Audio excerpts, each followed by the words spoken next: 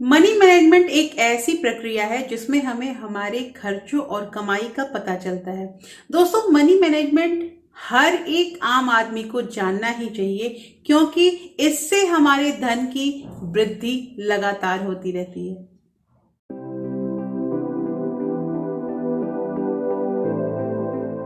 Hello everyone, welcome back to my channel real life with Tuku. कैसे हैं आप लोग? आई होप आप बहुत अच्छे होंगे और सेहतमंद होंगे और आप लगातार मेरी वीडियो के साथ भी बने हुए होंगे।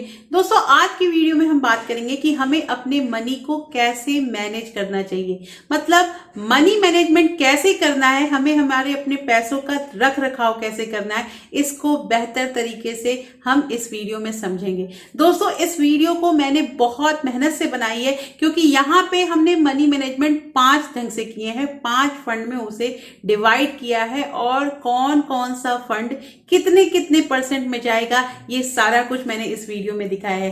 दोस्तों, ये वीडियो बहुत इंपॉर्टेंट है, इसलिए इस वीडियो के अंत तक जरूर बने रहिएगा, क्योंकि अंत में आपको ये जानकारी मिलेगी कि वाकई हमें अपने पैसों को कैसे रखना है। तो दोस्तों, वीडियो स्टार्ट होने से पहले एक नम्र निवेदन है कि अगर आप लोगों ने अभी तक रियल लाइफ विद टुकू को सब्सक्राइब नहीं किया है तो प्लीज सब्सक्राइब कर लीजिए अपने इस चैनल को, और साथ में जो बेल आइकन है उसे भी जरूर प्रेस कर दीजिएगा, ताकि ऐसे ही इंटरेस्टिंग वीडियो के नोटिफिकेशन आपको मिलते रहें। दोस्तों, वीडियो पसंद आए तो एक लाइक जरूर कर दीजिएगा।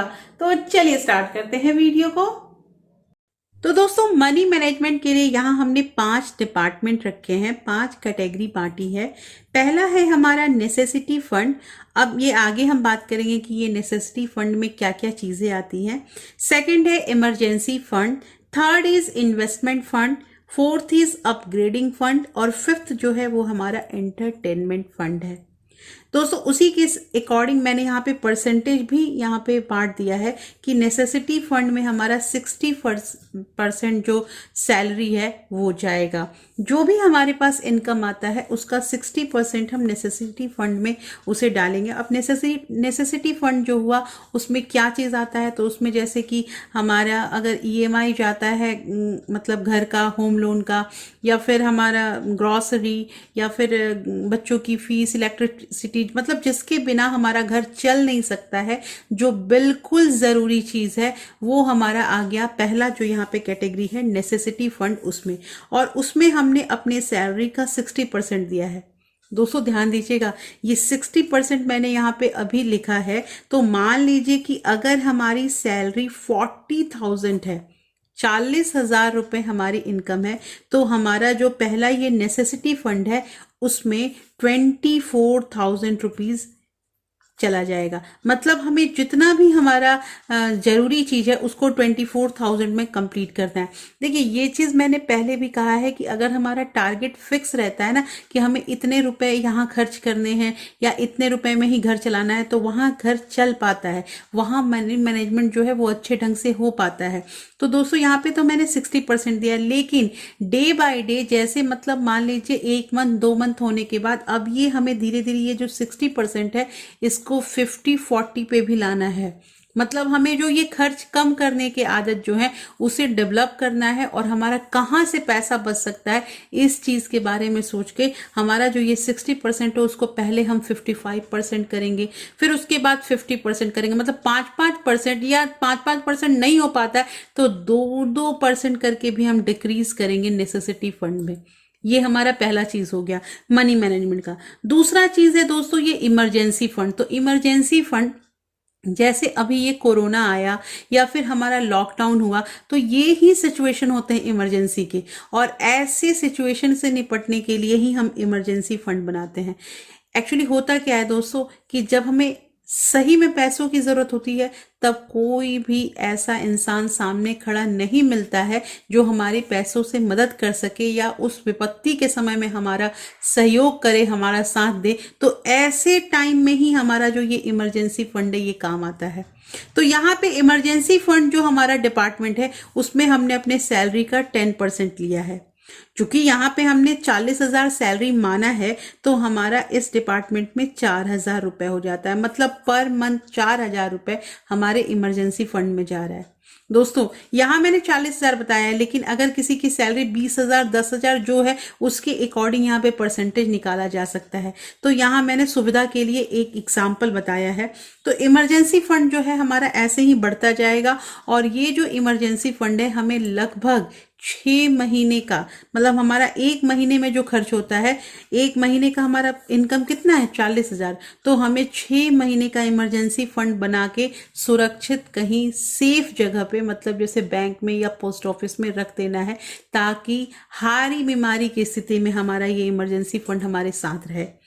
तीसरी चीज यहाँ पे आती है दोस्तों इन्वेस्टमेंट फंड। तो इन्वेस्टमेंट फंड में भी हमने 10% रखा है। तो ये जो इन्वेस्टमेंट फंड है, ये ही हमारा जैसे सेविंग का जो पैसा हमारा बचता है, जो हम पैसे सेव कर लेते हैं, उसे हम इन्वेस्टमेंट में लगाएंगे, मतलब उसे जरूर कहीं ना कहीं लगाएंगे ही।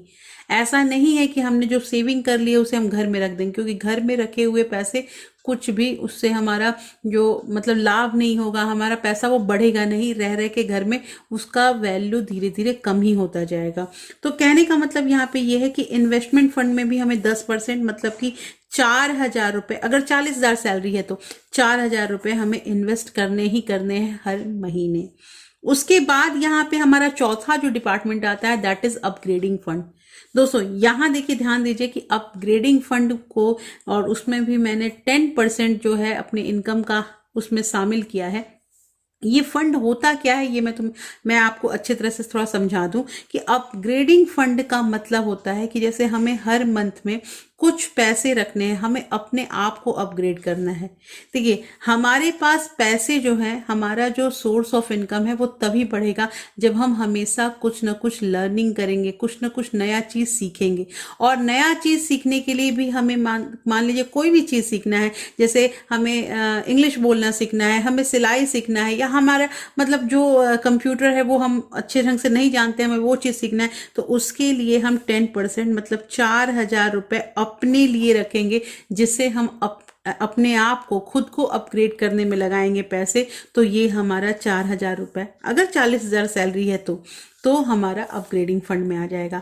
तो आई होप दोस्तों यहाँ तक आपको 4 जो डिपार्टमेंट है वो क्लियर हो गया होगा। और 5th जो लास्ट हमारा डिपार्टमेंट है, दैट इज एंटरटेनमेंट फंड।